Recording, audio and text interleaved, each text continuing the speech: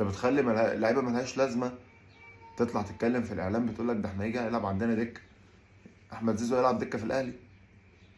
يا عم انت وهو، يا بابا احنا مش الواحد صايم ومش قادر يتكلم في المواضيع دي. ايه في ايه؟ اطلع جدد لعيبتك يا سيدي واحميها.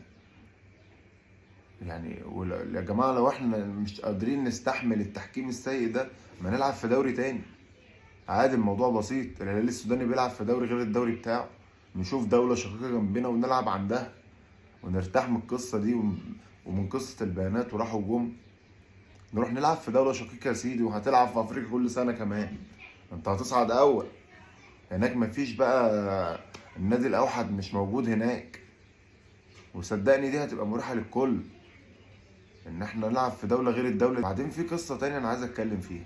هو كل المسلسلات وكل الإعلانات ما فيهاش لعيب حتى من الزمالك، ولا لعيب من عندنا بيشارك في اي اعلان رمضاني؟ للدرجه دي اللعيبه بتاعتنا مناظرها سيئه؟